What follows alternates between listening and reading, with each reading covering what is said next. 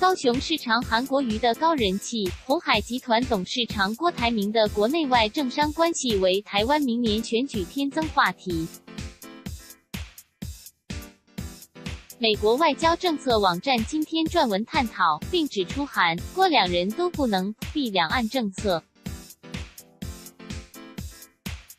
外交政策弗里林波利西网站今天刊登这篇由旅居纽约、中国正在齐纳哈皮 NS 创办人琉球地奇地詹森撰写的文章，探讨台湾现在正夯的寒流与台风现象。琉球地在文章中细述韩国瑜日前访美带来的旋风。不论美东、美西，韩国瑜所到之处总是聚集满满的支持者，高呼要他选总统。成功的访美行为他奠下竞选总统的根基，许多总统大选民调都显示韩国瑜高居首位。就在韩国瑜势不可挡之际，台湾首富郭台铭宣布投入国民党总统初选。郭台铭宣称是妈祖托梦要他出马竞选总统，他据称是唯一能直达美国总统川普与中国国家主席习近平的台湾人。琉球地指出，韩国瑜与郭台铭有许多共同处，两人不仅念同一所小学，也都是外省第二代。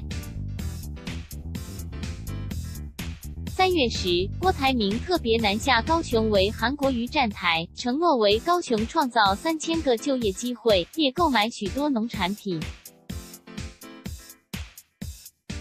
此外，郭台铭和韩国瑜都与北京关系密切。文章指出，韩国瑜擅长卖凤梨，这是高雄的主要出口产品之一。郭台铭领导的集团则积极出售晶片。一个是动员基层的专家，一个是自上而下指挥的实业家。郭台铭财富得以快速累积，与中国业务密不可分，这让他无可避免地会受到质疑，担忧他在中国的投资将使他容易遭受政治影响与勒索。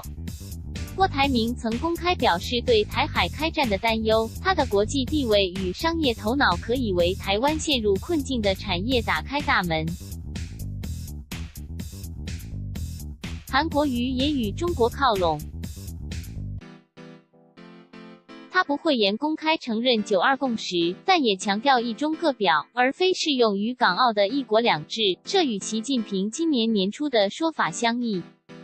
除了韩、郭两人，前新北市长朱立伦与前立法院长王金平也投入国民党选战。文章指出，若是国民党初选过程不公，可能破坏党内团结，并最终导致输掉选举。然而，韩国瑜拒绝参与党内初选，因为这将使他面临拿高雄当踏脚石的批评。这给予郭台铭极佳的机会，但问题在于郭台铭能否在民调出现领先韩国瑜。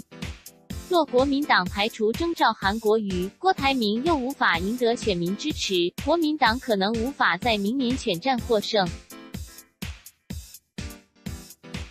无论韩国瑜或郭台铭，都主张强化两岸关系，但批评者警告中国政治渗透严重，试图影响台湾选举。文章指出，不论郭台铭、韩国瑜谁最终出现成为国民党总统候选人，他们都必须清楚说明对两岸政策的看法，提出振兴台湾经济的具体建议，同时也必须面对中国多重形势影响下如何维护台湾安全利益的棘手问题。文章中提到，国民党候选人必须在寻找与中国更广泛交流与维护台湾民主认同间找到良好界限，同时寻找摆脱统一与独立、接触或脱离等二元对立的途径。